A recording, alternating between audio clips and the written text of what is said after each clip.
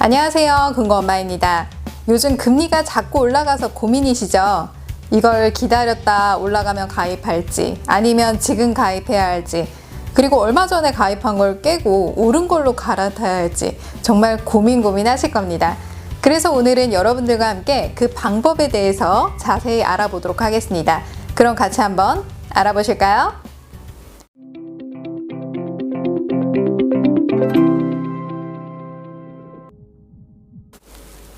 먼저 예금에는 정기예금과 적금이 있는데요. 적금은 매달 불입하는 것이고 정기예금은 일시로 목돈을 예치해 둘 때 가입하는 상품입니다.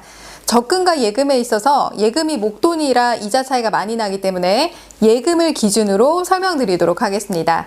먼저 예금 금리가 올랐을 때는 예금의 이자 계산 방법부터 알아야 되는데요. 이자 계산 방법은 단순합니다. 원금의 금리를 곱하면 1년에 대한 이자가 나옵니다.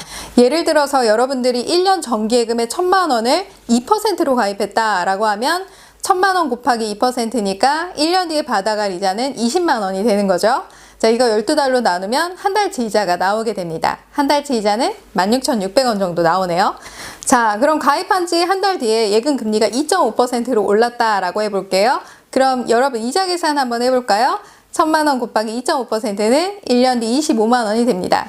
자, 그럼 여러분 1년 기준으로 이자 차이 얼마나 될까요?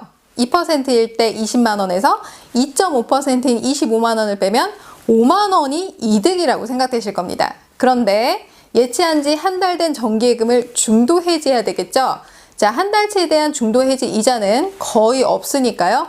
한 달치 이자가 결국 손해입니다. 아까 2%에 대한 한 달치 이자가 16,600원이라고 했으니까 5만 원에서 한 달치 이자인 16,600원을 빼면 33,400원에 대해서 이득입니다. 따라서 계산 방법은 올라간 정기예금의 총이자에서 현재 가입 중인 정기예금의 총이자를 빼주면 이자 차이가 발생하겠죠? 거기에서 중도해지 시점의 월 이자만큼 차감해주면 됩니다. 자, 그럼 제가 한번 문제를 내볼 테니까 여러분들이 한번 알아맞혀 보세요.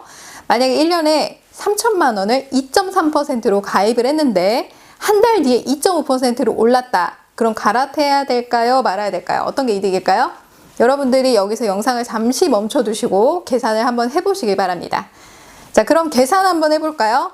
먼저 3,000만 원의 총이자 2.3%로 계산하면 69만 원이 되고요.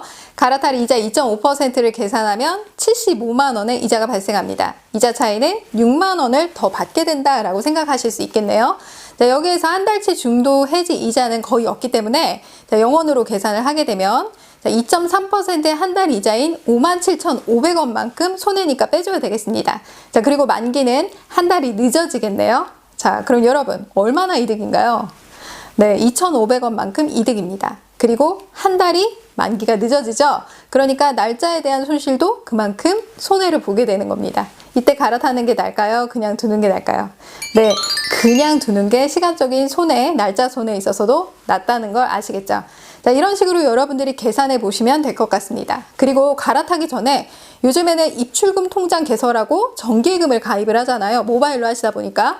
이렇게 가입을 했는데 갈아탄다고 정기예금을 해지를 해버리면 타은행 영업일수 20일이 경과하지 않아서 갈아탈 은행의 입출금 개설 자체가 안 될 수 있기 때문에 정기예금 가입도 못할 수 있겠죠. 그러면 무척 난감한 상황이 생길 수 있습니다. 그러니까 여러분들이 이 부분을 꼭 신경 쓰셔야 됩니다. 두 번째 상황은 여러분들이 만기가 돌아왔는데 금리가 계속 올라가는 게 눈에 보이니까 더 높은 금리를 가입하기 위해서 그냥 만기가 돌아왔지만 입출금 통장에 그냥 내버려 두는 겁니다. 그리고 기다리는 거죠.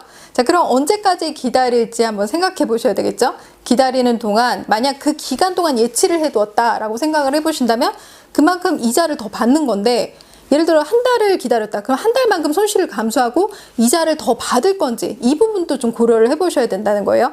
만약에 2달, 3달이 지나면 오히려 손해일 수도 있겠죠. 그러니까 만약 보름 정도는 괜찮다라고 생각이 되신다면 자, 이걸 그냥 내버려 두지 마시고 파킹 통장, 하루만 맡겨도 이자가 붙는 통장 있죠? 거기다 여러분들이 좀 예치를 해 놓으셨다가 여기서 금리가 높은 게 있다. 그러면은 갈아타시는 방법도 괜찮을 것 같습니다. 여러분 오늘 영상 어떠셨나요? 도움이 되셨나요? 도움이 되셨다면 좋아요와 구독하기 눌러주세요.